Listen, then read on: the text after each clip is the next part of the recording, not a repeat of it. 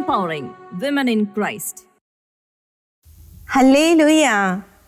ഷെക്കേന ന്യൂസിൻ്റെ എല്ലാ പ്രിയ പ്രേക്ഷകർക്കും നമ്മുടെ കർത്താവായ യേശു ക്രിസ്തുവിൻ്റെ കൃപയും സമാധാനവും ആശംസിക്കുകയാണ്. പ്രശില്ല പ്രോഗ്രാമിലേക്ക് എല്ലാവരെയും ഏറ്റവും സ്നേഹത്തോടെ സ്വാഗതം ചെയ്യുന്നു. നമ്മൾ പഴയ നിയമത്തിലെ ജെസബൽ രാജ്ഞിയിലൂടെ കർത്താവ് നമ്മളോട് പറയുന്ന കാര്യങ്ങൾ പഠിച്ചു വരികയായിരുന്നു. ഒത്തിരിയേറെ തിരുത്തലുകൾ കർത്താവ് നമുക്ക് നൽകുകയുണ്ടായി. തിന്മയ്ക്ക് കൂട്ടുപിടിച്ച് നിന്ന് സ്വയം എല്ലാത്തിലും താൻ ശരിയെന്ന് വിചാരിച്ച് മുന്നോട്ട് പോയ ജെസബൽ രാജ്ഞിക്ക് അവസാനം വന്ന വിധി എന്താണെന്നും നമ്മൾ കാണുകയുണ്ടായി. എൻ്റെ പ്രിയ സഹോദരങ്ങളെ, സങ്കീർത്തകനായ ദാവീദ് 51 സങ്കീർത്തനം 12 തിരുവാക്യത്തിൽ ഇപ്രകാരം പറയുന്നുണ്ട്: അങ്ങയുടെ രക്ഷയുടെ സന്തോഷം എനിക്ക് വീണ്ടും തരണമേ, ഒരുക്കമുള്ള ഹൃദയം നൽകി എന്നെ താങ്ങണമേ.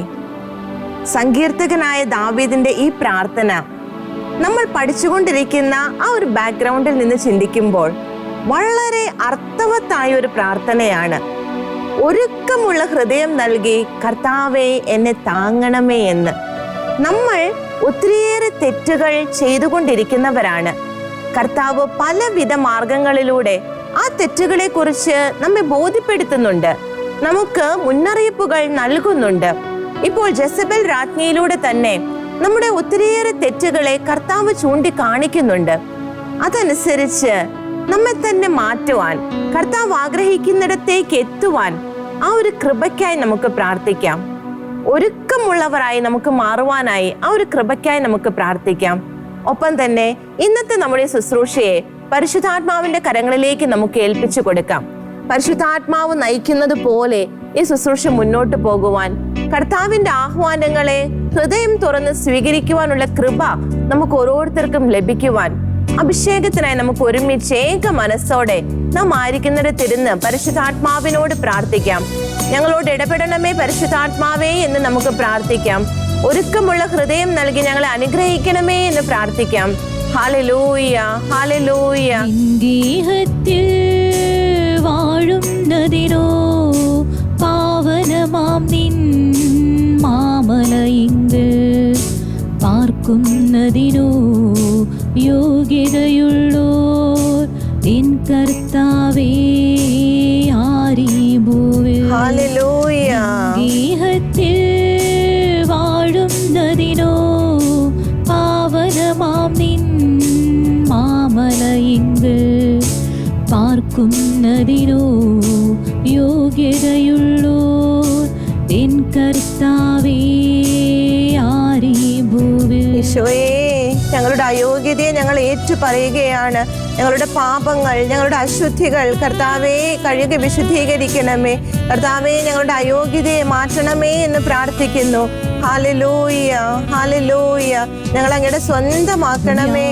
ഭാരത്തിൽ നിഷ്കർമ്മശനും ന്യായം മാത്രം ചെയ്യുന്നവനും സത്യം തന്നെ പറയുന്നവനും വഞ്ചന നാവിൽ തീണ്ടാത്തവനും നിസ്സാരതരം തിന്മകൾ പോലും സ്നേഹിതനെതിരായി ചെയ്യാത്തവനും അയൽവാസികളെ ദ്രോഹിപ്പതിനായി കൈക്കൂലീനം വാങ്ങാത്തവനും ഈശോയെ ഞങ്ങൾ ഏറ്റുപറയുന്നു.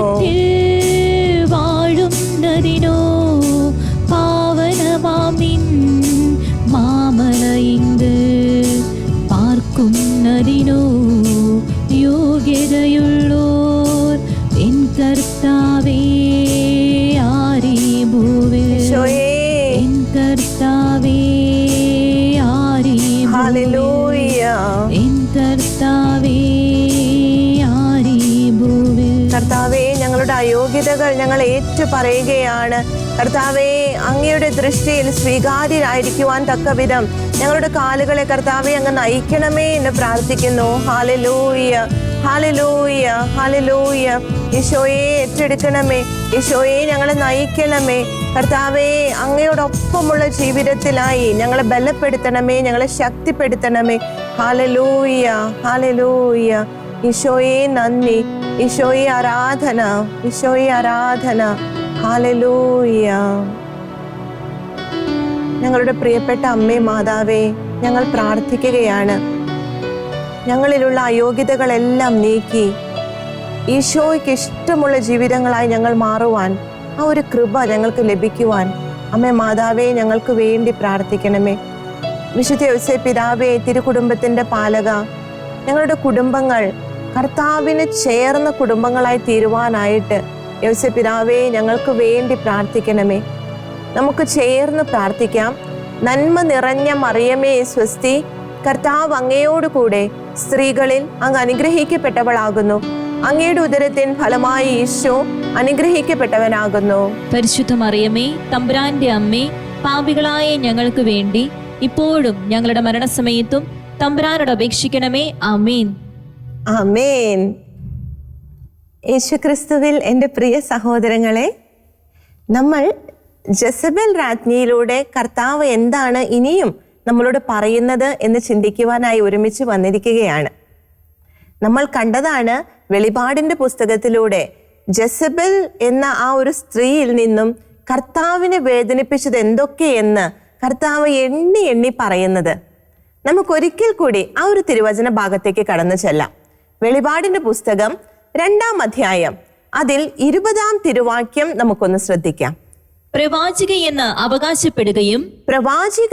അവകാശപ്പെടുകയും വ്യഭിചാരം ചെയ്യാനും വിഗ്രഹങ്ങൾക്ക് അർപ്പിച്ചവ ഭക്ഷിക്കാനും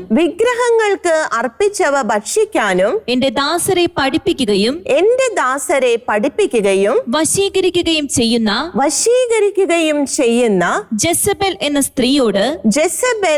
സ്ത്രീയോട് നീ സഹിഷ്ണുത കാണിക്കുന്നു. കർത്താവ് ഇവിടെ ആ സഭയോട് ഇങ്ങനെയുള്ള സ്വഭാവങ്ങളോട് സഹിഷ്ണുത കാണിക്കുന്നതിനെതിരെ ശക്തമായി ആഹ്വാനം നൽകുകയാണ് ചെയ്യുന്നത്. ഇവിടെ ജെസബേൽ എന്ത് ചെയ്തുവെന്ന് നമ്മൾ കണ്ടു. അവൾ ഏറ്റവും പ്രധാനമായി ചെയ്തത് പ്രവാചിക എന്ന് സ്വയം അവകാശപ്പെടുകയായിരുന്നു. അതിനെക്കുറിച്ച് കഴിഞ്ഞ ആഴ്ച നമ്മൾ ചിന്തിച്ചു. തുടർന്ന് കർത്താവിന്റെ വചനം പറയുകയാണ്, കർത്താവിന്റെ ദാസരെ തിന്മ പഠിപ്പിക്കുകയും തിന്മ ചെയ്യാൻ അവരെ പ്രേരിപ്പിക്കുകയും അതിലേക്ക് അവരെ വശീകരിക്കുകയും ചെയ്യുന്ന ജെസബേൽ എന്ന സ്ത്രീ. എൻ്റെ സഹോദരങ്ങളെ, ഈ ഒരു ഭാഗത്തെക്കുറിച്ചാണ് ഇന്ന് നമ്മൾ ചിന്തിക്കുവാനായി പോകുന്നത്. തിന്മ ചെയ്യാൻ പ്രേരിപ്പിക്കുക, തിന്മ ചെയ്യാൻ അവരെ പഠിപ്പിക്കുക, അതുപോലെ അതിനായി വശീകരിക്കുക. അങ്ങനെയുള്ള ഒരു സ്ത്രീയെക്കുറിച്ചാണ് കർത്താവ് നമുക്ക് മുന്നറിയിപ്പ് നൽകുന്നത്. എൻ്റെ പ്രിയ സഹോദരങ്ങളെ, നമുക്കൊക്കെ അറിയാം, ഏദൻ തോട്ടത്തിൽ ആദത്തിന് താങ്ങായി തുണയായി അവന്റെ ഒരു പൂർത്തീകരണം എന്ന രീതിയിലാണ് കർത്താവ് ഹവ്വായെ അവന് നൽകുന്നത്. അവൻ ഏകനായിരിക്കുന്നത് നന്നല്ല എന്ന് പറഞ്ഞ് അവന്റെ ആ ഒരു ഏകമായ അവസ്ഥയിലേക്ക് തുണയായിട്ടാണ് ഹവ്വായെ നൽകുന്നത്. എല്ലാറ്റിനും ഒരു സഹായിയായി, അവന് ചെയ്യാൻ കഴിയാത്ത അല്ലെങ്കിൽ ഒറ്റയ്ക്ക് നിൽക്കുമ്പോൾ അവന് സാധിക്കാത്തതെല്ലാം ചെയ്യാൻ ആ ഒരു ഫുൾഫിൽമെന്റ് എന്ന രീതിയിലാണ് ഹവ്വായെ ചേർത്ത് കൊടുക്കുന്നത്. ഇന്നത്തെ നമ്മുടെ കുടുംബങ്ങളിലേക്ക് നമുക്കൊന്ന് ശ്രദ്ധിച്ചാൽ തന്നെ ഒരു സ്ത്രീയുടെ ഉത്തരവാദിത്വം എന്താണ്, ഒരു സ്ത്രീയിൽ നിന്ന് കർത്താവ് എന്താണ് ആഗ്രഹിക്കുന്നതെന്ന് ഓരോ കുടുംബത്തിലേക്കും നോക്കിയാൽ നമുക്ക് കാണുവാനായി സാധിക്കും. ഒരമ്മ എന്ന നിലയിൽ ഭാര്യ, മകൾ, സഹോദരി, സഹപ്രവർത്തക, കൂട്ടുകാരി, അങ്ങനെ എല്ലാ രീതിയിലും സ്ത്രീകൾക്ക് ചെയ്യാൻ കഴിയുന്ന ഒത്തിരിയേറെ കാര്യങ്ങളുണ്ട്. എന്നാൽ ഇതിനെല്ലാം മേലെ ആയി നിൽക്കുന്ന ഒരു കാര്യമുണ്ട്, ഒരു സ്ത്രീയുടെ സ്വാധീന ശക്തി. ഒരു കുഞ്ഞിന്റെ ജീവിതത്തെ ഒന്ന് ശ്രദ്ധിച്ചു നോക്കിയേ. അവനെ അല്ലെങ്കിൽ അവളെ സംബന്ധിച്ചിടത്തോളം അവരുടെ ജീവിതത്തിൽ ഏറ്റവും സ്വാധീനം ചെലുത്തുന്നത് അവളുടെ അമ്മയായിരിക്കും. ഉറപ്പായിട്ടും ആ അമ്മയുടെ സ്വാധീനമായിരിക്കും ഒരു കുഞ്ഞിന്റെ ജീവിതത്തിൽ. നാം ഓരോരുത്തരുടെയും ജീവിതങ്ങളെ കുറിച്ച് ഒന്ന് ചിന്തിച്ചു നോക്കിയാൽ മതിയല്ലോ, ഒരമ്മയുടെ സ്വാധീനം എന്താണെന്ന്, ഒരു ഭാര്യയുടെ സ്വാധീനം എന്താണെന്നൊക്കെ നമുക്ക് വ്യക്തമാകും. അതിൽ നിന്ന് തന്നെ കർത്താവ് സ്ത്രീകൾക്ക് സഹജമായി നൽകിയിരിക്കുന്ന ഒരു കഴിവാണ് അല്ലെങ്കിൽ ഒരു കൃപയാണ് അവളുടെ സ്വാധീന ശക്തി എന്ന് പറയുന്നത്. ഇവിടെ ജെസബൽ എന്താ ചെയ്തേ? തെറ്റിലേക്ക് മറ്റുള്ളവരെ വശീകരിക്കുകയാണ്. തന്റെ സ്വാധീന ശക്തി ഉപയോഗിച്ച് അവൾ തിന്മയിലേക്ക് അവളെ കൊണ്ടുപോവുകയാണ്. തനിക്ക് ചുറ്റുമുള്ളവരെ, തന്നോട് ചേർന്ന് നിൽക്കുന്നവരെ എപ്രകാരം വശീകരിക്കാൻ സാധിക്കുമോ അവരെ എല്ലാം തിന്മയിലേക്കാണ് അവൾ കൊണ്ടുപോകുന്നത്. നമുക്ക് ഇതിന്റെ ഒരു അടയാളം എന്ന രീതിയിൽ രാജാക്കന്മാരുടെ പുസ്തകത്തിൽ നമുക്കൊരു സംഭവം കാണുവാൻ സാധിക്കും. രാജാക്കന്മാരുടെ 2-ാം പുസ്തകം 9-ാം അധ്യായം 30-31 വാക്യങ്ങളിലേക്ക് നമുക്ക് കടന്നു വരാം. യേഹൂ ജസ്രയേലിലെത്തിയെന്ന് ജെസബൽ കേട്ടു. യേഹൂ ജസ്രയേലിലെത്തിയെന്ന് ജെസബൽ കേട്ടു. ഇവിടെ യേഹൂ എന്ന് പറയുന്നത് ആഹാബ് രാജാവിന് ശേഷം 2-3 രാജാക്കന്മാർ വരുന്നുണ്ട്. അവർക്കൊക്കെ ശേഷം ഈ സമയത്തെ ഇസ്രായേലിന്റെ രാജാവായിരുന്നു യേഹൂ. യേഹൂ അവിടേക്ക് ഒരു വിസിറ്റ് നടത്തുകയാണ്, ജസ്രയേലിലേക്ക് വരികയാണ്. അപ്പോൾ ജെസബൽ രാജ്ഞി എന്താണ് ചെയ്തതെന്ന് പരിശുദ്ധ വചനം വ്യക്തമായിട്ട് എഴുതി വെച്ചിട്ടുണ്ട്. നമുക്കൊന്ന് ശ്രദ്ധിക്കാം. അവൾ കണ്ണെഴുതി മുടി അലങ്കരിച്ച് കിളിവാതിലിലൂടെ പുറത്തേക്ക് നോക്കി. അവൾ സ്വയം അലങ്കരിക്കുകയാണ്. ഇവിടെ വെളിപാടിന്റെ പുസ്തകത്തിൽ അവിടെ പറഞ്ഞിരിക്കുന്ന കർത്താവിന്റെ ദാസരെ വശീകരിക്കുന്ന സ്വഭാവം അതാണ് ഇവിടെ വ്യക്തമാക്കുന്നത്. അവൾ സ്വയം അലങ്കരിച്ച് തന്റെ അടുത്തേക്ക് വരുന്ന യേഹൂ എന്ന് പറയുന്നത് കർത്താവിന് വേണ്ടി പ്രവർത്തിച്ചുകൊണ്ടിരിക്കുന്ന ഒരു വ്യക്തിയാണ്. ആഹാബിലൂടെയും അവന്റെ സന്തതികളിലൂടെയും ഇസ്രായേലിന് വന്ന വലിയൊരു നഷ്ടം, കർത്താവിൽ നിന്ന് അകന്നു പോയതിനെ അവൻ പയ്യെ തിരുത്തിക്കൊണ്ട് വരികയാണ്. അങ്ങനെ ഉള്ള യാത്രക്കിടയിലാണ് യേഹൂ ജെസബലിന്റെ അടുത്തേക്ക് വരുന്നത്. അങ്ങനെ കർത്താവിന്റെ ഒരു മകനായി വരുന്ന യേഹൂവിനെ വശീകരിക്കാനാണ് ജെസബൽ ഇവിടെ ശ്രദ്ധിക്കുന്നത്. എന്റെ പ്രിയ സഹോദരങ്ങളെ, ഇവിടെ തന്റെ സൗന്ദര്യം എന്തിനു വേണ്ടിയിട്ടാണ് ജെസബൽ ഉപയോഗിക്കുന്നത്? കർത്താവിനെതിരായിട്ടാണ് അവൾ തന്റെ സൗന്ദര്യവും തന്റെ സ്വാധീന ശക്തിയും തന്റെ ആ വശീകരണ ശേഷിയും എല്ലാം എന്തിനു വേണ്ടി ഉപയോഗിക്കുന്നേ? കർത്താവിനും കർത്താവിന്റെ ദാസർക്കും എതിരായിട്ടാണ് ഉപയോഗിക്കുന്നത്. ഇതൊക്കെ ആരാ നൽകിയത്? എന്തിനു വേണ്ടിയാ കർത്താവ് സൗന്ദര്യം നൽകിയിരിക്കുന്നത്? അത് കർത്താവിന്റെ മഹത്വത്തിനായി സൗന്ദര്യത്തെ ഉപയോഗിച്ച, തങ്ങളുടെ സൗന്ദര്യം മൂലം കർത്താവിനും കർത്താവിന്റെ ജനത്തിനും ഒത്തിരിയേറെ നന്മകൾ ചെയ്തു കൊടുത്ത ഒത്തിരിയേറെ സ്ത്രീകളെ പരിശുദ്ധ വചനം നമുക്ക് പറഞ്ഞു തരുന്നുണ്ട്. നമുക്കറിയാം, നമ്മൾ കണ്ടതാണ് അബിഗായേലിനെ കുറിച്ച്. സുന്ദരിയായിരുന്നു. അവളുടെ വിവേകവും അവളുടെ സൗന്ദര്യവും മൂലം അവളുടെ കുടുംബത്തിന് വരാനിരുന്ന വലിയ ദുരന്തത്തെ അവൾ നന്മയാക്കി മാറ്റുകയാണ്. അതുപോലെ തന്നെ യൂദിത്തിനെ കുറിച്ച് നമ്മൾ പറഞ്ഞതാണ്. യൂദിത്ത് വളരെ സുന്ദരിയായ ഒരു സ്ത്രീയായിരുന്നു. തന്റെ വദന ലാവണ്യത്താൽ ഇസ്രായേലിന് വലിയ നന്മ വരുത്തി വെച്ച ഒരു സ്ത്രീയായിരുന്നു യൂദിത്ത്. അതുപോലെ തന്നെ എസ്തേർ രാജ്ഞി തന്റെ സൗന്ദര്യത്തിലൂടെ, കർത്താവ് തനിക്ക് നൽകിയ ആ സൗന്ദര്യത്തിലൂടെ കർത്താവിനും കർത്താവിന്റെ ജനത്തിനും ഒത്തിരിയേറെ നന്മകൾ വരുവാൻ കാരണമായി തീർന്നവരാണ് ഇവരെല്ലാവരും. എന്നാൽ ഇവിടെ നമ്മൾ കാണുന്നത് ജെസബൽ എന്ന സ്ത്രീയെ കുറിച്ച്. അവളുടെ സൗന്ദര്യം, അവളുടെ ആ ഒരു വശീകരണ സ്വഭാവം, അതെല്ലാം കർത്താവിന് എതിരായി നിലകൊള്ളുന്നതാണ് നമ്മൾ കാണുന്നത്. ഇന്നത്തെ സമൂഹത്തിലേക്ക് നമുക്കൊന്ന് നോക്കാം, നമ്മുടെ തന്നെ ജീവിതങ്ങളിലേക്ക് നമുക്ക് നോക്കാം. നമ്മൾ സ്വയം നമ്മെ അലങ്കരിക്കുന്നത് എന്തിനായിട്ടാണ്? അത് കർത്താവിനും കർത്താവിന്റെ ജനത്തിനും നന്മയായിട്ടാണോ തിന്മയായിട്ടാണോ തീരുന്നത് എന്ന് നമ്മൾ ചിന്തിക്കണം. നമ്മൾ മറ്റുള്ളവരെ പ്രീതിപ്പെടുത്താൻ, മറ്റുള്ളവരുടെ മുൻപിൽ നന്നായി നിൽക്കാൻ, അതൊക്കെയാണ് നമ്മുടെ ഇന്റൻഷൻസ് എങ്കിൽ കർത്താവിന് അത് എത്രമാത്രം പ്രീതികരമാണെന്ന് സ്വയം നമ്മളൊന്ന് വിലയിരുത്തണം. ഇവരൊക്കെ അബിഗായേൽ, എസ്തേർ, യൂദിത്ത്, തുടർന്ന് ഒത്തിരിയേറെ സ്ത്രീകൾ, അവർ തങ്ങളുടെ സൗന്ദര്യത്തെ, കർത്താവ് തങ്ങൾക്ക് നൽകിയ കഴിവുകളെ, തങ്ങളുടെ ആ ഒരു സ്വാധീന ശക്തിയെ എല്ലാം ഉപയോഗിച്ചത് കർത്താവിനും കർത്താവിന്റെ ജനത്തിനും വേണ്ടിയിട്ടായിരുന്നു, അവരുടെ നന്മയ്ക്ക് വേണ്ടിയിട്ടായിരുന്നു. എന്നാൽ എങ്ങനെ ഇതെല്ലാം മോശമായി ഉപയോഗിക്കാം എന്നതിനും കർത്താവ് നമുക്ക് തെളിവുകൾ നൽകുന്നുണ്ട്. നമ്മൾ നമ്മളെ തന്നെ വിലയിരുത്തുക പ്രിയ സഹോദരങ്ങളെ. സുഭാഷിത പുസ്തകം 31-ാം അധ്യായം അവിടെ 30-ാം തിരുവാക്യം കർത്താവ് എന്താ പറയുന്നതെന്ന് നമുക്കൊന്ന് ശ്രദ്ധിക്കാം. സൗകുമാര്യം വഞ്ചന നിറഞ്ഞതും സൗകുമാര്യം വഞ്ചന നിറഞ്ഞതും സൗന്ദര്യം വ്യർത്ഥവുമാണ്. സൗന്ദര്യം വ്യർത്ഥവുമാണ്. എന്നാൽ ദൈവഭക്തിയുള്ള സ്ത്രീ പ്രശംസയർഹിക്കുന്നു. നമുക്കറിയാം, സുഭാഷിതങ്ങൾ 31 അധ്യായത്തില് ഒരു ഉത്തമയായ സ്ത്രീയെ കുറിച്ച് വളരെ വിശദമായി പറയുകയാണ്. അതിന്റെ കൺക്ലൂഡിംഗ് വേഴ്സ് ആണ് നമ്മൾ കേട്ടത്. സൗകുമാര്യം വഞ്ചന നിറഞ്ഞതാണ്, സൗന്ദര്യം വ്യർത്ഥമാണ്. ഇതെല്ലാം സൗന്ദര്യം നൽകിയത് കർത്താവാണ് നമ്മുടെ ശരീരത്തിന്റെ അവകാശി. അത് നന്നായി ഭംഗിയായി തന്നെ നമ്മൾ കൊണ്ടുപോകണം. എന്നാൽ നമ്മുടെ ഇന്റൻഷൻ എന്താണെന്ന് കർത്താവ് ശ്രദ്ധിക്കും. നമ്മൾ ഒത്തിരിയേറെ അണിഞ്ഞൊരുങ്ങുമ്പോൾ, ഒത്തിരിയേറെ നമ്മെ തന്നെ അലങ്കരിക്കുമ്പോൾ അത് എന്തിനായിട്ടാണെന്ന് കർത്താവ് നോക്കും. കർത്താവ് ഹൃദയങ്ങളെ പരിശോധിക്കുന്നവനാണ്. ആ പരിശോധനയിൽ എന്തായിരിക്കും നമുക്ക് മാർക്ക് വീഴുക എന്നത് നമ്മൾ സ്വയം ചിന്തിച്ചാൽ നമ്മൾക്കറിയാവുന്ന കാര്യമാണ്. സൗകുമാര്യം വഞ്ചന നിറഞ്ഞതും സൗന്ദര്യം വ്യർത്ഥവുമാണ്. തുടർന്ന് എന്താണ് ശ്രേഷ്ഠമായതെന്നും അവിടെ തന്നെ വചനം പറയുന്നുണ്ട്. തുടർന്ന് തിരുവചനം പറയുന്നു, എന്നാൽ ദൈവഭക്തിയുള്ള സ്ത്രീ പ്രശംസയർഹിക്കുന്നു.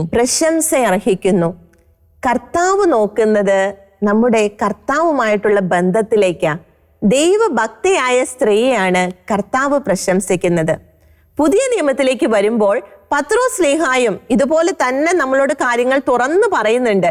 പത്രോസ് ശ്ലീഹായുടെ 1-ാം ലേഖനം, അവിടെ 3-ാം അധ്യായം 3-4 തിരുവാക്യങ്ങൾ നമുക്കൊന്ന് ശ്രദ്ധിക്കാം.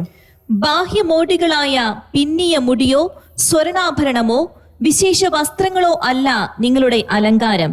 പിന്നെയോ ദൈവസന്നിധിയിൽ വിശിഷ്ടമായ സൗമ്യവും ശാന്തവുമായ ആത്മാവാകുന്ന അനശ്വര രത്നമണിഞ്ഞ ആന്തരിക വ്യക്തിത്വമാണ്. ഇവിടെയും കർത്താവ് എന്താ നമ്മളോട് പറയുന്നേ? ബാഹ്യമോടികൾ അത് വേണ്ട എന്നല്ല പറയുന്നത്. എന്നാൽ അതല്ല ഒരു സ്ത്രീയുടെ അലങ്കാരം. കർത്താവിന്റെ മുൻപിൽ അവളെ അലങ്കരിക്കുന്നത് എന്താണ്? അവളുടെ ആത്മീയ വ്യക്തിത്വമാണ്, സൗമ്യമായ ശാന്തമായ സ്വഭാവമാണ്. കർത്താവ് വീണ്ടും വീണ്ടും ഇതേ കാര്യം തന്നെ പഴയ നിയമത്തിലും പുതിയ നിയമത്തിലും എല്ലാം നമ്മൾ സ്ത്രീകളോട് പറയുമ്പോൾ നമ്മൾ ചിന്തിക്കണം, എന്തിനാണ് ഞാൻ എന്നെ തന്നെ സ്വയം ഇത്രയധികം അലങ്കരിക്കുന്നതെന്ന്? എന്തിനാണ് ഇത്രമാത്രം ബാഹ്യമോടികൾ ഞാൻ ഉപയോഗിക്കുന്നതെന്ന്? കർത്താവിന്റെ മഹത്വത്തിനാണ് എങ്കിൽ പിന്നെ അവിടെ നമുക്ക് ചോദ്യമില്ല, കർത്താവിന് അതിൽ പ്രശ്നമില്ല. എന്നാൽ എൻ്റെ തന്നെ മഹത്വത്തിനായിട്ടാണ് ഞാൻ ഇതെല്ലാം ചെയ്യുന്നതെങ്കിൽ, എന്നെ പ്രസന്റബിൾ ആക്കാനാണ്, മറ്റുള്ളവരുടെ മുൻപിൽ എന്നെ ഉയർത്താനാണ് ഞാനിത് ചെയ്യുന്നതെങ്കിൽ, എൻ്റെ പ്രിയ സഹോദരങ്ങളെ, കർത്താവിന് അത് എത്രമാത്രം സന്തോഷം നൽകുമെന്ന് നമ്മൾ ചിന്തിക്കുക, സ്വയം ചിന്തിക്കുക. കർത്താവ് ഈ ജെസബൽ എന്താ ചെയ്തത് നമ്മൾ കണ്ടു. അവൾ സ്വയം അലങ്കരിച്ചത് എന്തിനായിരുന്നു? താൻ തന്നെ ഒരു പ്രവാചകയാണ്, തൻ്റെ ഉദ്ദേശം നിറവേറാൻ, തൻ്റെ ലക്ഷ്യത്തിലെത്താൻ, അതിനായിട്ടാണ് അവൾ സ്വയം അലങ്കരിച്ചത്. കർത്താവിന്റെ ദാസനായ ആ യേഹു എന്ന രാജാവിനെ എങ്ങനെയെങ്കിലും വശീകരിക്കുക, അതിനായിട്ടാണ് അവൾ സ്വയം അലങ്കരിച്ചത്. കർത്താവ് നോക്കുന്നത് നമ്മുടെ ഇന്റൻഷൻസിലേക്കാണ്. നമുക്കത് നമ്മുടെ ഹൃദയത്തിൽ പതിപ്പിക്കാം. എന്ത് ചെയ്താലും, നമ്മൾ അലങ്കരിക്കുന്ന കാര്യത്തിൽ മാത്രമല്ല, നമ്മൾ എന്ത് പ്രവർത്തിച്ചാലും കർത്താവ് നോക്കുന്നത് നമ്മുടെ ഹൃദയഭാവത്തിലേക്കാണ്. ഇങ്ങനെ നമ്മൾ സ്വയം അലങ്കരിച്ച് ബാഹ്യമോടികളൊക്കെ അണിഞ്ഞ് മറ്റൊരുവന് പ്രലോഭന കാരണമായി തീർന്നാൽ അതിൽ വലിയ അപകടമാണ് നമ്മെ നോക്കിയിരിക്കുന്നത്. വിശുദ്ധ മത്തായി ശ്ലീഹായുടെ സുവിശേഷത്തിലേക്ക് നമുക്ക് കടന്നു വരാം. വിശുദ്ധ മത്തായി എഴുതിയ സുവിശേഷം 18-ാം അധ്യായം 7-ാം തിരുവാക്യം നമുക്കൊന്ന് ശ്രദ്ധിക്കാം. പ്രലോഭനങ്ങൾ നിമിത്തം ലോകത്തിന് ദുരിതം. പ്രലോഭനങ്ങൾ ഉണ്ടാകേണ്ടതാണ്. എന്നാൽ പ്രലോഭന ഹേതുവാകുന്നവന് ദുരിതം. പ്രലോഭനത്തിന് കാരണക്കാരനാകുന്നവന് ദുരിതം. പ്രലോഭനങ്ങൾ ഉണ്ടാകും, ലോകത്തിലായിരിക്കുന്നിടത്തോളം പ്രലോഭനങ്ങൾ ഉണ്ടാകും. എന്നാൽ കർത്താവ് വ്യക്തമായി എഴുതി വെക്കുകയാണ്, പ്രലോഭന കാരണമാകുന്നവന്, പ്രലോഭനത്തിന് കാരണമാകുന്നവൾക്ക് ദുരിതം. കർത്താവായി പറയുന്നത് ദുരിതം എന്ന്. അപ്പോൾ ആ ദുരിതത്തിന്റെ ആഘാതം അത് എത്രമാത്രം ഉണ്ടാകുമെന്ന് നമ്മൾ ചിന്തിക്കുക. കർത്താവ് നമ്മളെ പേടിപ്പിക്കുകയല്ല. നമ്മൾ കർത്താവിനെതിരായി നിൽക്കുമ്പോൾ കർത്താവിന്റെ ആ ഒരു സംരക്ഷണ കരം പിന്നീട് നമുക്കുണ്ടാവുകയില്ല. അപ്പോൾ എന്ത് ദുരിതമാണ് നമ്മൾ നേരിടേണ്ടി വരികയെന്ന് നമ്മൾ തന്നെ കണ്ടറിയേണ്ടി വരും. പ്രലോഭന ഹേതുവാകാൻ തക്ക വിധം ഞാൻ എൻ്റെ ജീവിതത്തെ ഇങ്ങനെ അലങ്കരിച്ച് മോടിയാക്കി കൊണ്ട് നടക്കുന്നുണ്ടോ? ഏതെങ്കിലും രീതിയിൽ മറ്റൊരു വ്യക്തിക്ക് ഞാൻ പ്രലോഭന കാരണമാകുന്നുണ്ടോ? നമ്മൾ ചിന്തിക്കണം പ്രിയ സഹോദരങ്ങളെ. നമ്മൾ ഈ വായിച്ചു കേട്ട വചനത്തിന്റെ തൊട്ടു മുൻപിലത്തെ വാക്യം വിശുദ്ധ മത്തായി എഴുതിയ സുവിശേഷം 18-ാം അധ്യായം 6-ാം തിരുവാക്യത്തിൽ പ്രലോഭന കാരണമാകുന്നവന് വരാൻ പോകുന്ന ആ ഒരു വിധി അതെന്താണെന്ന് കർത്താവ് കൃത്യം പറഞ്ഞു വെക്കുന്നുണ്ട്. തിരുവചനം പറയുകയാണ്, എന്നിൽ വിശ്വസിക്കുന്ന ഈ ചെറിയവരിൽ ഒരുവന് ദുഷ്പ്രേരണ നൽകുന്നവൻ ആരായാലും അവന് കൂടുതൽ നല്ലത് കഴുത്തിൽ ഒരു വലിയ തിരികല്ലു കെട്ടി കടലിന്റെ ആഴത്തിൽ താഴ്ത്തപ്പെടുകയായിരിക്കും. ഇതിലും വ്യക്തമായി കർത്താവിന് നമുക്ക് പറഞ്ഞു തരാൻ സാധിക്കുമോ? പ്രലോഭന കാരണമാകുന്നവന് വരാൻ പോകുന്ന ആ ഒരു വിധി, അവൻ പോകുന്ന ആ ഒരു വലിയ നാശം അതെന്താണെന്ന് കർത്താവ് വ്യക്തമാക്കുകയാണ്. സ്വയം അലങ്കരിച്ചുകൊണ്ട് മാത്രമല്ല നമ്മൾ പ്രലോഭന കാരണമാകുന്നത്. പല വിധത്തിൽ മറ്റുള്ളവർക്ക് പാപത്തിന് നമ്മൾ കാരണമാകുമ്പോഴെല്ലാം ആ ഒരു പ്രലോഭന കാരണമായി നമ്മൾ നിൽക്കുമ്പോൾ ഏത് മേഖലയിലായിക്കോട്ടെ അവിടെയെല്ലാം കർത്താവിന് ഒന്നേ പറയാനുള്ളൂ, ഈ പറഞ്ഞ തിരുവചനം. നമുക്ക് വരാൻ പോകുന്ന ആ ഒരു ദുരിതം കർത്താവ് അത് മുന്നമേ പറഞ്ഞു കഴിഞ്ഞു. അതിനനുസരിച്ച് നമ്മുടെ ജീവിതങ്ങളെ നമുക്ക് ക്രമീകരിക്കാം. മറ്റുള്ളവർക്ക് പ്രലോഭന കാരണമാകുമാറ് എന്തിനാണ് നമ്മുടെ ജീവിതങ്ങളെ നമ്മൾ കളിപ്പാട്ടമാക്കി കൊണ്ട് നടക്കുന്നത്? നമുക്ക് നമ്മുടെ ജീവിതത്തിന്റെ മേലൊരു നിയന്ത്രണം വരുത്താം. കർത്താവിന് സാക്ഷ്യമായി നമുക്ക് ജീവിക്കാൻ സാധിക്കട്ടെ. ഇവിടെ ജെസബലിന്റെ ജീവിതത്തിലൂടെ കർത്താവ് നമുക്ക് നൽകിയ മുന്നറിയിപ്പുകൾ നമുക്കറിയാം. ജെസബലിന്റെ ജീവിതത്തിൽ അവൾ ഏറ്റവും ചെയ്ത ഒരു കാര്യം, ഒരു നല്ല കാര്യം എന്ന് എന്തെങ്കിലും രീതിയിൽ പറയാൻ സാധിക്കുന്നത്, തനിക്കുണ്ടായിരുന്ന എല്ലാ അവസരങ്ങളും അവൾ ഉപയോഗിച്ചു. ആ ഒരു സ്വഭാവം നമ്മുടെ ആത്മീയ ജീവിതത്തിൽ നമുക്ക് എടുക്കാവുന്ന ഒരു സ്വഭാവമാണ്. നമ്മൾ ആദ്യ എപ്പിസോഡിൽ അതാണ് കണ്ടത്. വളരെ തെറ്റായ രീതിയിലാണെങ്കിലും തനിക്കുണ്ടായിരുന്ന എല്ലാ അവസരങ്ങളും അവൾ ഉപയോഗിച്ചു. തന്റെ എല്ലാ സ്വാധീനങ്ങളും അവൾ ഉപയോഗിച്ചു. ഇന്ന് കർത്താവ് നമ്മെ ഈ ഒരു സമയത്ത് ഇവിടെ ആക്കിയിരിക്കുമ്പോൾ, ഈ ലോകത്തിൽ ജീവിക്കാനായി അനുവദിച്ചപ്പോൾ, നമുക്ക് മുൻപിൽ നൽകപ്പെടുന്ന എല്ലാ സാധ്യതകളും, എല്ലാ സാഹചര്യങ്ങളും, എല്ലാ ഓപ്പർച്യൂണിറ്റീസും നമുക്കത് മാക്സിമത്തിൽ ഉപയോഗിക്കാൻ സാധിക്കണം. കർത്താവിനായി, കർത്താവിന്റെ സഭയുടെ വളർച്ചയ്ക്കായി നമുക്കത് ഉപയോഗിക്കാൻ സാധിക്കണം. തുടർന്ന് എന്താണ്? വെളിപാടിന്റെ പുസ്തകത്തിലൂടെ കർത്താവിന്റെ വചനത്തിൽ നമ്മൾ കണ്ടു, അവൾ സ്വയം ഒരു പ്രവാചികയായി തന്നെ കണക്കാക്കി. തനിക്കൊരിക്കലും തെറ്റുപറ്റില്ല. തന്റെ ആ ഒരു വിശ്വാസത്തിൽ അതെല്ലാം ശരിയാണെന്ന് അവൾ വിശ്വസിച്ച് അതിനായി അവൾ പ്രവർത്തിച്ചു. കർത്താവിന്റെ ദാസരെ അവരെ തിന്മയിലേക്ക് നയിച്ചുകൊണ്ട്, തിന്മയുടെ കാര്യങ്ങൾ അവർക്ക് പകർന്നു കൊടുത്തുകൊണ്ട്, അവരെ തിന്മയിലേക്ക് വശീകരിച്ചുകൊണ്ട് കർത്താവിന്റെ ദാസരുടെ നാശത്തിനായി അവൾ കാരണമായി. അനേകർക്ക് പ്രലോഭന ഹേതുവായി അവൾ മാറി. എൻ്റെ പ്രിയ സഹോദരങ്ങളെ, ജെസബലിലൂടെ കർത്താവ് നമുക്ക് നൽകിയ മുന്നറിയിപ്പുകൾ നമുക്ക് വളരെ ശ്രദ്ധയോടെ കൈകാര്യം ചെയ്യാം. വിശുദ്ധ പൗലോസ്ലീഹ കൊറിന്തോസുകാർക്ക് എഴുതിയ 1-ാം ലേഖനം, അവിടെ 10-ാം അധ്യായം 6-ാം തിരുവാക്യം കർത്താവ് ഒരു മുന്നറിയിപ്പായി നമുക്ക് നൽകുകയാണ്. നമുക്കൊന്ന് ശ്രദ്ധിക്കാം. അവരെ പോലെ നാം തിന്മ ആഗ്രഹിക്കാതിരിക്കാൻ ഇത് നമുക്കൊരു പാഠമാണ്. ജെസബലിന്റെ ജീവിതം എൻ്റെ പ്രിയ സഹോദരങ്ങളെ നമുക്കൊരു പാഠമാണ്. തുടർന്ന് 11-ാം വാക്യത്തിൽ കർത്താവ് വീണ്ടും പറയുകയാണ്, ഇതെല്ലാം അവർക്കൊരു താക്കീതായിട്ടാണ് സംഭവിച്ചത്. നമുക്കൊരു പാഠമാകേണ്ടതിന് അവയെല്ലാം എഴുതപ്പെട്ടിരിക്കുന്നു. കർത്താവ് നമുക്കൊരു പാഠമാകാനാണ് ജെസബലിന്റെ ജീവിതം പരിശുദ്ധ ബൈബിളിൽ എഴുതി വെച്ചത്. കർത്താവിന്റെ ആ ഒരു ഉദ്ദേശ്യം നമുക്ക് നമ്മുടെ ജീവിതത്തിൽ നിറവേറ്റി കാണിച്ചു കൊടുക്കാം. ജെസബലിലൂടെ നമ്മുടെ ജീവിതത്തിൽ എന്തൊക്കെ ചെയ്യരുതെന്ന് കർത്താവ് ആഗ്രഹിച്ചുവോ അതൊക്കെ നമ്മുടെ ജീവിതത്തിൽ ഉണ്ടെങ്കിൽ അതെല്ലാം കർത്താവിന്റെ കൃപയിൽ നിന്നുകൊണ്ട് മാറ്റിയെടുത്ത് കർത്താവിനായി സമർപ്പിക്കപ്പെട്ട ജീവിതങ്ങളായി, കർത്താവിന് പണിയാൻ കഴിയുന്ന ജീവിതങ്ങളായി നമുക്ക് രൂപാന്തരപ്പെടാം. നമുക്ക് തന്നെ അത് സാധിക്കത്തില്ല. പരിശുദ്ധാത്മാവിന്റെ സഹായം അതിന് കൂടിയേ തീരുള്ളൂ. പരിശുദ്ധാത്മാവിന്റെ സഹായത്താൽ കർത്താവ് ആഗ്രഹിക്കുന്നത് പോലെ നമ്മുടെ ജീവിതങ്ങളെ ക്രമീകരിക്കാം. അതിനായിട്ട് കർത്താവ് നൽകുന്ന ഈ ആഹ്വാനങ്ങളെല്ലാം സഹായകരമാകട്ടെ.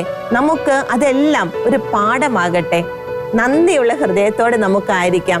ഇതുപോലെ പരിശുദ്ധ ബൈബിളിൽ നിന്ന് നമുക്ക് ആഹ്വാനങ്ങൾ നൽകിക്കൊണ്ട് നമ്മൾ കൈപിടിച്ച് നടത്തുന്ന കർത്താവിന്റെ സ്നേഹത്തിന് മുൻപിൽ നിത്യതയിലേക്കുള്ള നമ്മുടെ യാത്രയിൽ ഒത്തിരിയേറെ നമ്മെ സഹായിക്കുന്ന, കൈപിടിച്ച് നമ്മൾ നടത്തുന്ന കർത്താവിന് നന്ദി പറഞ്ഞുകൊണ്ട് നമുക്ക് നമ്മുടെ ഈ കാര്യങ്ങളെല്ലാം നമ്മുടെ ജീവിതത്തിൽ നിറവേറ്റാനുള്ള കൃപയ്ക്കായി പ്രാർത്ഥിച്ചുകൊണ്ട് നമ്മുടെ രാജാവിനെ നമുക്ക് സ്തുതിച്ച് ആരാധിക്കാം. Hallelujah, hallelujah. കർത്താവേ, ഞങ്ങൾ അങ്ങേ ആരാധിക്കുന്നു, ഞങ്ങൾ അങ്ങേ മഹത്വപ്പെടുത്തുന്നു. കർത്താവേ, ഞങ്ങൾ നന്ദി പറയുകയാണ്, അങ്ങയെ സ്തുതിക്കുകയാണ്. അങ്ങ് ഞങ്ങളെ നയിക്കുന്ന വിധങ്ങളെ ഓർത്ത് നന്ദി പറയുകയാണ്. തെറ്റുകളിൽ വീഴാതെ ഞങ്ങളെ നയിക്കുന്നതിനെ ഓർത്ത് കർത്താവേ ഞങ്ങൾ നന്ദി പറയുന്നു. Hallelujah, hallelujah. ഈശോയെ നന്ദി, ഈശോയെ ആരാധന. Hallelujah, hallelujah. ഈശോയെ ഞങ്ങൾ അങ്ങയെ സ്തുതിക്കുന്നു, ഞങ്ങൾ അങ്ങയെ സ്തുതിക്കുന്നു. Hallelujah, hallelujah. ഞാനെന്നും സ്തുതിക്കും എൻ പരനെ, തിരുവരസുതനെ. ആനന്ദഗാനങ്ങൾ പാടിപ്പുകഴ്ത്തി ഞാനെന്നും സ്തുതിക്കും. കർത്താവേ, ഞങ്ങൾ അങ്ങയെ സ്തുതിക്കുന്നു, സ്തുതിക്കും എൻ പരനെ, തിരുവരസുതനെ. ആനന്ദഗാനങ്ങൾ പാടിപ്പുകഴ്ത്തി ഞാനെന്നും സ്തുതിക്കും. Hallelujah, hallelujah. ഞങ്ങൾ അങ്ങയെ സ്തുതിക്കുന്നു കർത്താവേ. ഞങ്ങളെ കൈപിടിച്ച് നടത്തുന്ന അങ്ങയുടെ വലിയ സ്നേഹത്തെ ഓർത്ത്, ഞങ്ങളുടെ തെറ്റുകളെ തിരുത്തുന്ന അങ്ങയുടെ വലിയ സ്നേഹത്തെ ഓർത്ത്, നിത്യതയിലേക്ക് ഞങ്ങളെ കൈപിടിച്ച് നയിക്കുന്ന അങ്ങയുടെ സ്നേഹത്തെ ഓർത്ത് ഞങ്ങൾ അങ്ങയെ സ്തുതിക്കുന്നു. Hallelujah, hallelujah, hallelujah. ഈശോയെ ഞങ്ങൾ അങ്ങയെ ആരാധിക്കുന്നു. ഹല്ലേലൂയ. തന്നിൽ ഞാനെത്തും, തന്റെ ദിവ്യപാദങ്ങൾ ഞാൻ മുത്തും. ഈശോയെ, നിത്യത തന്നിൽ ഞാനെത്തും, തന്റെ ദിവ്യപാദങ്ങൾ ഞാൻ മുത്തും. ഹല്ലേലൂയ. ഭക്തിയിൽ ആനന്ദ സംഗീതം മീട്ടി ഞാനെന്നും സ്തുതിക്കും എൻ പരനെ, തിരുവരസുതനെ. ആനന്ദഗാനങ്ങൾ പാടിപ്പുകഴ്ത്തി ഞാനെന്നും സ്തുതിക്കും. ഹല്ലേലൂയ. ഞാനെന്നും സ്തുതിക്കും എൻ പരനെ, തിരുവരസുതനെ. ആനന്ദഗാനങ്ങൾ പാടിപ്പുകഴ്ത്തി ഞാനെന്നും സ്തുതിക്കും. ഈശോയെ നന്ദി, ഈശോയെ നന്ദി. സ്തുതിക്കും. ഹല്ലേലൂയ, ഞാനെന്നും സ്തുതിക്കും. Hallelujah, hallelujah. ഈശോയെ ഞങ്ങൾ നന്ദി പറയുകയാണ്, ഞങ്ങൾ അങ്ങയെ സ്തുതിക്കുകയാണ്. അങ്ങയുടെ വലിയ സ്നേഹത്തെ ഓർത്ത് ഞങ്ങളുടെ ഈ ജീവിതത്തിൽ ഞങ്ങൾക്ക് വേണ്ടുന്നതായതെല്ലാം ഞങ്ങൾക്ക് ചേർത്ത് നൽകുന്നതിനെ ഓർത്ത്, കൈപിടിച്ച് നടത്തുന്നതിനെ ഓർത്ത് കർത്താവേ ഞങ്ങൾ അങ്ങേക്ക് നന്ദി പറയുന്നു. Hallelujah, hallelujah. ഈശോയെ നന്ദി, ഈശോയെ നന്ദി. ഹല്ലേലൂയ. ആമേൻ.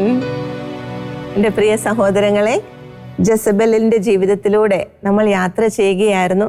കർത്താവ് നമുക്ക് നൽകിയ പാഠങ്ങൾ നമ്മുടെ ജീവിതത്തിലേക്ക് നമുക്ക് ഏറ്റെടുക്കാം. അടുത്ത ആഴ്ച വീണ്ടും കർത്താവ് നമുക്ക് മുൻപിൽ നൽകുന്ന മറ്റൊരു ജീവിതവുമായി നമുക്ക് ഒരുമിച്ച് വരാം. ഒരുമിച്ച് കർത്താവിൻ്റെ ആ രാജ്യത്തിൽ നമുക്ക് മുന്നോട്ട് നീങ്ങാം. കർത്താവ് എല്ലാവരെയും സമൃദ്ധമായി അനുഗ്രഹിക്കട്ടെ. നിങ്ങളുടെ അഭിപ്രായങ്ങളും പ്രാർത്ഥനാ നിയോഗങ്ങളും ഞങ്ങളെ അറിയിക്കുക. ഞങ്ങളുടെ നമ്പർ 9495219811. ഞങ്ങളുടെ ഇമെയിൽ priscilla@gmail.com. ഞങ്ങളുടെ address പ്രിഷില്ല Shekinah news, Thalikkode, Pattikkad PO, Thrissur, Kerala 680652.